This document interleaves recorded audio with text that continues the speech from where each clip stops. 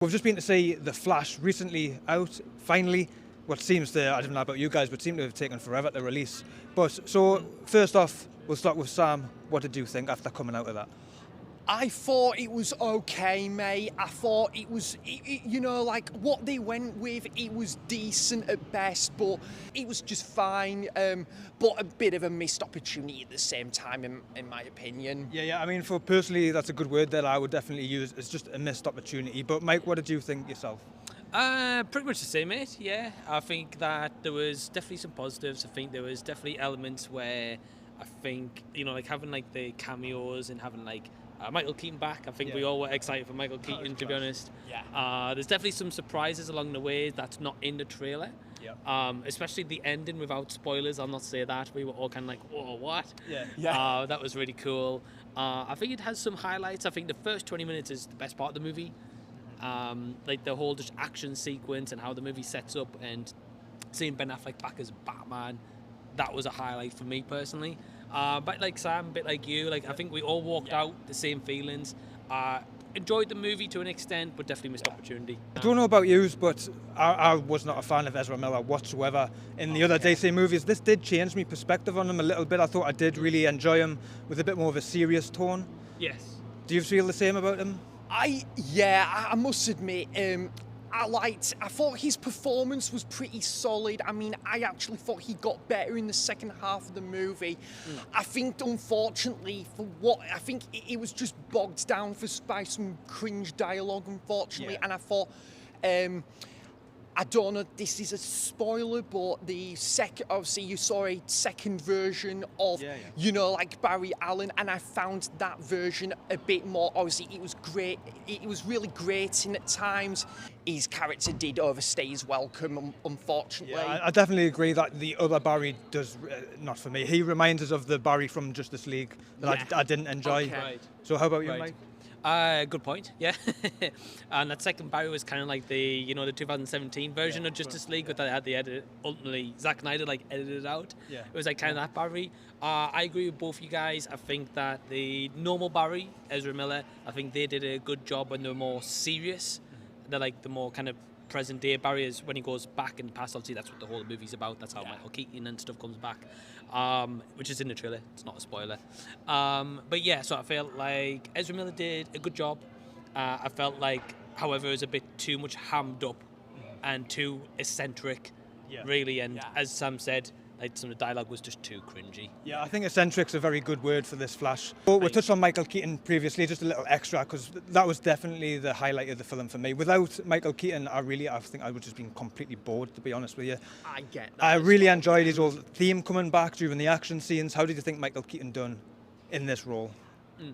Going into it, like obviously, my most anticipated, part of the movie was Michael Keaton back as Batman after a 30-year hiatus, and I thought his performance was absolutely excellent. He was really great because obviously Bruce Wayne Batman, I think you could have had a very, very average, middle of the road movie with just the Flash on his own at the forefront. Danny Elfman theme in there as well. It really it really tapped into that nostalgic territory, which is really good. Feeling the member berries, definitely. I agree. Yeah, I think like Michael Keaton was great in the movie.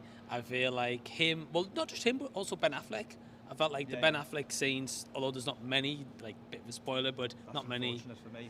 Yeah, I feel like if it wasn't for those two, the movie would have probably been a lot worse, because I felt like they helped balance the eccentric side of Ezra Miller's second Barry Allen in the movie. And you got some more serious dialogue, and of course Michael Keaton. It's good to see like what's happened to him in the future, because of course after Batman Returns we don't see him, we don't know what happened to him to an extent. So yeah, it was good to see him back. Yeah. My probably biggest tripe with this film is the visual effects.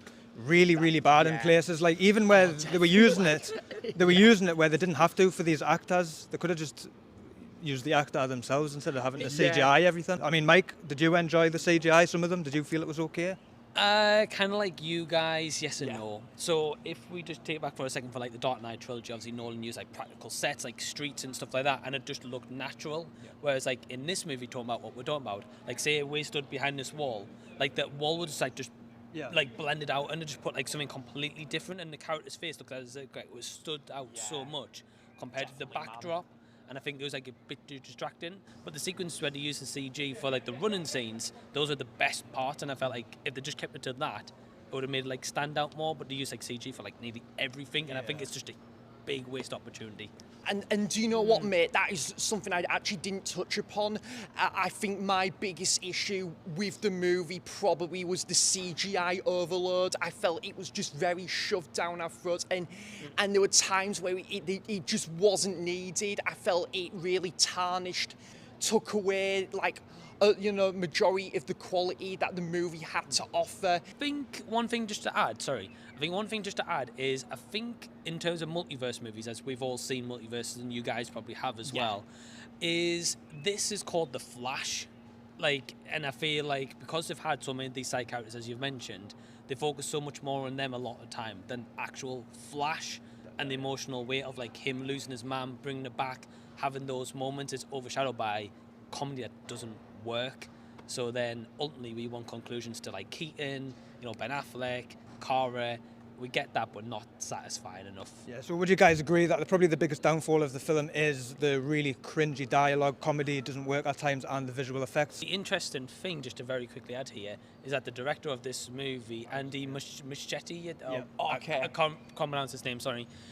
He's going to be directing a new James Gunn Batman and the Bold movie. Awesome. So I'm going to be interested to see how he takes this Flash project, what's maybe going to be connected into the future ones or not, and then how he's going to like do a new Batman movie, because the Batman scenes were good. So I've got faith in him. Yeah. I do agree with you a little bit, as I was literally took the words right out of my mouth. I was going to say the director of this is going to do The Brave and the Bold for James Gunn. Okay. This film didn't really get me excited for that, but I'm intrigued to see what he could do. So thank you very much for me lovely guests. Yeah, it's been a pleasure meeting everybody. Thank you. As I say, Mike does have his own channel. Check his channel out. So my channels, did you see that? I'm sure Ryan will leave links and stuff like that. Cover movies, Back to the Future, which is referenced in this movie as well. I was over the moon. Like Adventure Days vlogs, a bit like what Ryan does. So yeah, feel free to stop by. Yeah, that'll definitely be in the description below. Sam here himself doesn't have a YouTube channel, but definitely keep an eye out for this guy. He's going to be big in the future, I think. Thank you, mate. So yeah, wrap everything up here. I would say missed opportunity, but a decent amount of fun to be had. So thank you everybody for watching, and goodbye from us. Yeah.